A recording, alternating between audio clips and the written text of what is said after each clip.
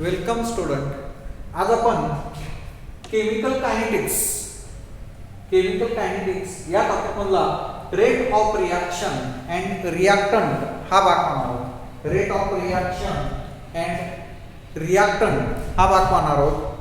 आता यामध्ये the rate of a reactant at a given temperature for a given time instant on the concentration of reactant. Such rate of concentration relation is the rate law. Rate of reaction, the rate of reaction, the rate of reaction, the concentration, the rate of reactants at a given temperature or a given time instant on the concentration of reactant.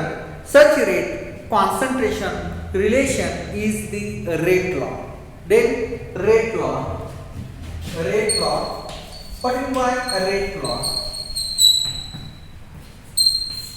Rate law, consider the general equation or reaction A plus B to give C plus D. General equation or reaction A plus B to give C plus D. The rate of reaction at a given time is directly proportional to its molar concentration at that time raised to simple powers. येते का लक्षात पहा. आता ही जी general reaction दिलेली आहे ह्या general रिॲक्शनचा rate काय आहे. जनरल रिॲक्शन आपण पाहिली.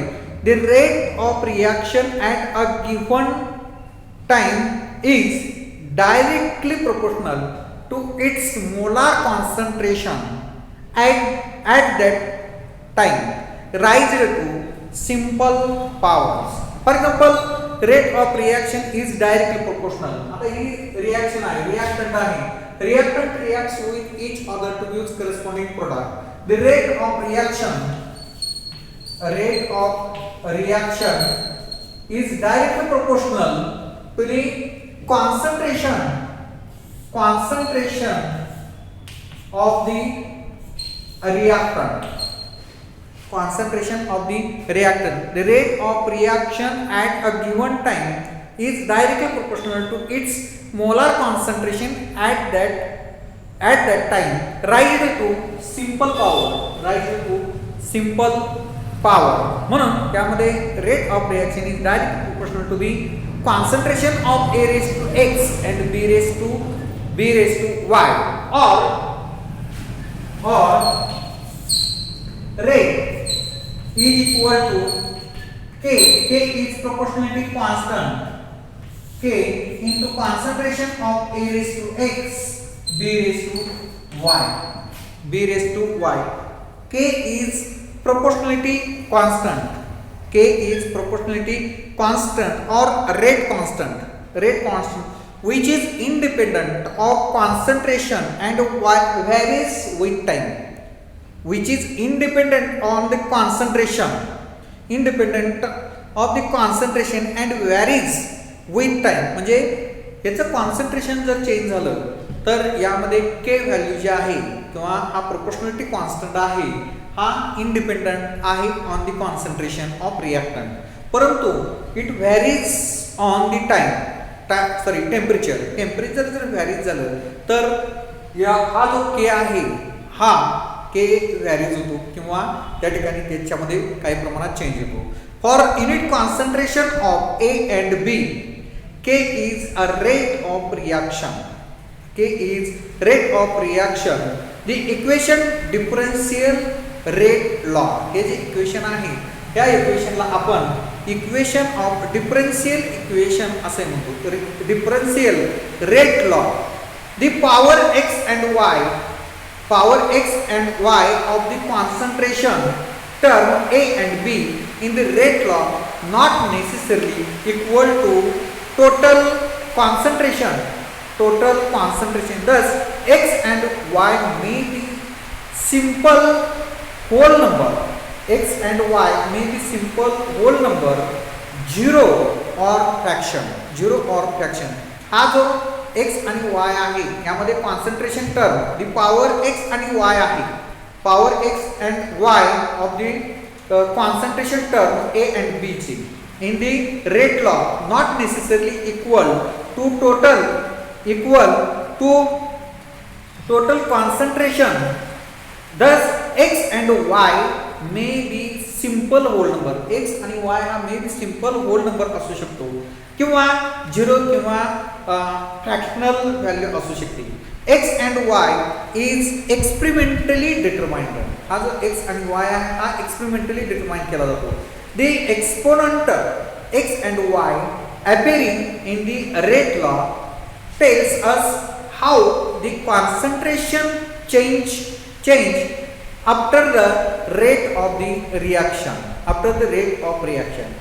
For example, when x is equal to y, आता या इक्वेशन मध्ये for example x is equal to y is equal to 1, x is equal to y is equal to 1 हे जर आपण कन्सिडर केलं तर त्यामध्ये rate is equal to k into concentration of A into concentration of B. Rate is equal to k concentration of A into concentration of B जर x आणि y हे 1 असेल तर. ठीक आहे, म्हणजे rate of reaction depends on concentration of A and B. It depends on concentration of A and B. For x is equal to and y is equal to 1. Second example, x is equal to 2 and y is equal to 1. That is rate is equal to k into concentration of A square into B. A square into concentration of B. आता यामध्ये जर आपण x is equal to 2 आणि y is equal to 1 जर घेतलं तर k concentration of A raised to 2B. Rate of reaction is doubled. A doubled keeping that of B constant. Rate of reaction increases by a factor of 4. If x is equal to 0, rate independent of A. If x is equal to 0, the rate is independent on A.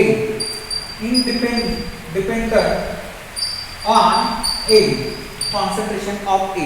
जर समजा x हा जर 0 घेतला तर त्या ठिकाणी rate हा independent on the A. Concentration of A वरती इंडिपेंडंट असते. जर आपण त्या ठिकाणी x हा 0 घेतला तर rate independent of A. Okay, समजा if x is less than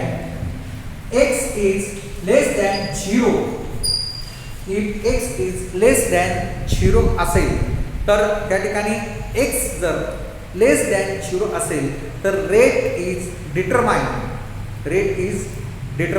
as A is increases. For example H2 hydrogen peroxide H2O2 to gives H2O plus O2. आता ही रिएक्शन बॅलन्स करत असताना यामध्ये आपण लिक्विड गॅसेस हायड्रोजन पेरॉक्साईड घेतलं. आतापासून liquid water आणि gases oxygen तयार झालेला आहे आणि या रिएक्शन मध्ये rate of reaction is equal to K into concentration of hydrogen peroxide. Concentration of hydrogen peroxide H2O2. Rate hydrogen peroxide. Concentration of hydrogen peroxide. Okay, यामध्ये आपण काय एक्झाम्पल घेतलेलं आहे हायड्रोजन पेरॉक्साईडचं आणि हायड्रोजन पेरॉक्साईडचं एक्झाम्पल घेऊन त्या ठिकाणी rate is directly proportional to the hydrogen peroxide. Rate is equal to K into hydrogen peroxide H2O2 hydrogen peroxide. Okay, this is nothing but the rate of reaction and reactant. Okay, आता यानंतर पुढचा एक point आपण पाहणार आहोत. पुढचा point order of reaction. आता order of reaction जे आहे ते depends on the reactant. Depends on the reactant. त्यामध्ये किती रिएक्टंट त्या रिएक्शन मध्ये भाग घेतात याच्यावरून या ऑर्डर ऑफ रिएक्शन ठरवली जाते. Order of the reaction, order of the reaction, order of the reaction म्हणजे 0 order reaction, first order reaction, second order reaction, third order reaction म्हणजे त्याला ऑर्डर ऑफ रिएक्शन असं म्हणतो. Order of reaction, the reaction for the reaction consider the reaction A plus B to gives C plus D. C plus D. We know that rate is directly proportional to the concentration of A raised to X and concentration of B raised to Y. हे आपण example पाहिलेलं आहे. A to gives म्हणजेच काय, rate is equal to directly proportional to the A raised to X, B raised to Y. Rate is equal to A raised to X, B raised to Y. म्हणजे thus the sum of X plus Y is overall order of reaction. म्हणजेच काय, sum of the power of concentration term in the rate law expression. या reaction मध्ये याची X आणि Y याची जर बेरीज केली तर ते बेरीज म्हणजेच काय, की ऑर्डर ऑफ रिएक्शन म्हणजे sum of the power of the rate law are term as order of reaction. म्हणजे इथं पॉवर जे आहे X आणि Y आहे. Sum of the power of the reactant, sum of the power of the concentration term in the rate law expression. हे concentration term in rate law expression are term as, त्याला आपण या ठिकाणी order of reaction असं म्हणतो. Order sum of power of concentration term in the rate law expression. Okay, आता for example hydrogen पेरॉक्साइडचं example आपण घेऊया. Hydrogen peroxide H2O2 2H2A2 in gaseous state to gives 2H2O in liquid state plus oxygen in gaseous state. Oxygen in gaseous state rate is directly proportional to the concentration of hydrogen peroxide, that is K into H2O2. K into H2O2. आता या ठिकाणी power जे आहे, power या ठिकाणी काहीच नाही म्हणजे एक पॉवर आहे. एक पॉवर म्हणजे this reaction is first order reaction. ही जी रिएक्शन आहे ही रिएक्शन फर्स्ट ऑर्डर रिएक्शन आहे. अशा प्रकारच्या रिएक्शनला आपण फर्स्ट ऑर्डर रिएक्शन असं म्हणतो. आता जर समजा if the experimentally determined rate law for the reaction hydrogen, experimentally determined the reaction hydrogen in gaseous state plus iodine in gaseous state to gives HI in gaseous state. HI hydrogen iodide in gaseous state. या ठिकाणी I2 plus H2 plus I2 to gives to HI. I2 in gaseous state to gives to HI in gaseous state. या reaction मध्ये जर आपण पाहिलं तर त्यामध्ये rate is directly proportional to the concentration of hydrogen and iodine. Rate is equal to K into concentration of H2 and concentration of I2. Concentration of H2 and concentration of I2. The reaction is first order in hydrogen and I2. Each and hence overall rate of reaction is second order. आता यामध्ये या reaction मध्ये rate is equal to K into concentration of hydrogen and concentration of iodine. यामध्ये जर आपण ही reaction पाहिली hydrogen plus iodine two gives 2 molecules of HI. यामध्ये हा प्रत्येकाला हायड्रोजन हा फर्स्ट ऑर्डर आहे आणि आयोडीन हा फर्स्ट ऑर्डर आहे. परंतु ओव्हरऑल रिएक्शन जी आहे ती ओव्हरऑल रिएक्शन ही सेकंड ऑर्डर आहे. ओव्हरऑल रिएक्शन ही सेकंड ऑर्डर आहे. The reaction is first order in hydrogen and iodine each and hence overall reaction is a second order. यामध्ये overall reaction जी आहे ही सेकंड ऑर्डर आहे. परंतु प्रत्येक रिएक्टंट जर आपण पाहिला तर त्या प्रत्येक रिएक्टंट हा फर्स्ट ऑर्डर आहे. हायड्रोजन हा फर्स्ट ऑर्डर आहे आणि आयोडीन हा फर्स्ट ऑर्डर आहे.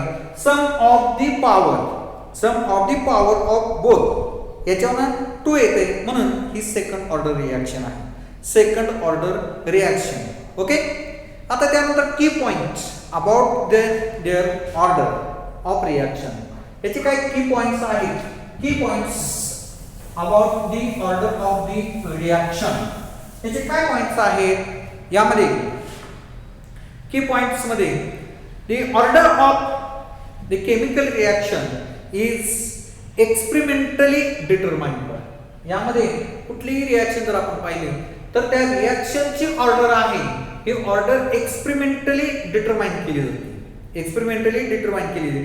थिअरॉटिकली आणि एक्सपेरिमेंटली यामध्ये फरक आहे. यामध्ये फरक आहे. काही आता आपण हायड्रोजन पेरॉक्साइड पाहिलं 2H2O2 2H2O2 परंतु ती रिएक्शन जी आहे ती फर्स्ट ऑर्डर आहे. परंतु एक्सपेरिमेंटली जर आपण पाहिलं तर ती फर्स्ट ऑर्डर आहे. Order of chemical reaction is experimentally determined. कारण त्याची ऑर्डर जी आहे ती ऑर्डर ही एक्सपेरिमेंटली डिटरमाइन केली जाते. एक्सपेरिमेंटली. ठीक आहे. आता त्यानंतर order can be integrate or fractional. Order can be integrate or fractional. ही जी व्हॅल्यू आहे होल नंबर नसतो त्यामध्ये इंटिग्रेट असते किंवा फ्रॅक्शनल मध्ये असते. For example aldehyde like acetaldehyde in gases state CH3CHO in gaseous state, acetaldehyde which on reacts to gives methane plus. आता इथं मिथेन गॅस ज्यावेळी acetaldehyde पासून तयार होतो त्यावेळी त्या ठिकाणी वॉटर मॉलिक्यूल फॉर्म होत असतो. मायनर प्रोडक्ट जो आहे तो मायनर प्रोडक्ट हा कार्बन मोनॉक्साइड असतो.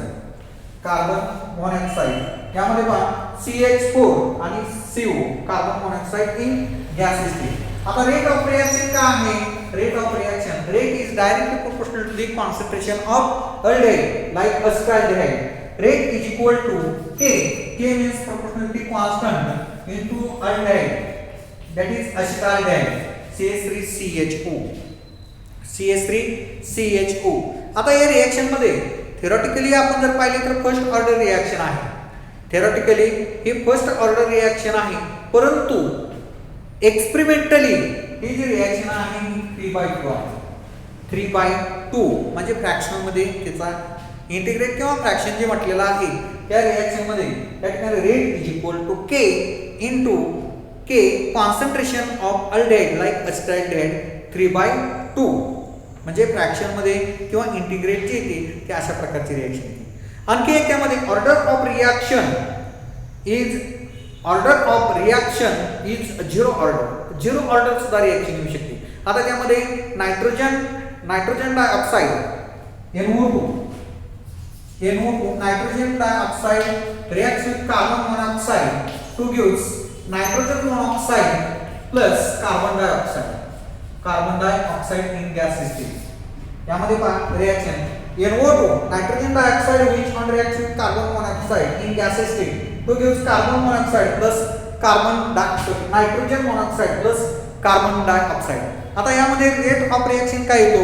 Rate of reaction is directly proportional to the concentration of nitric acid nitrogen dioxide K into concentration of NO2. K into concentration of NO2. आता यामध्ये NO2 जो आहे concentration of NO2 square concentration of NO2 यामध्ये square आहे म्हणजे NO2 हा ही जी value आहे ही एक्सपेरिमेंटली आहे 2 आणि कार्बन मोनॉक्साइड हा 0 आहे.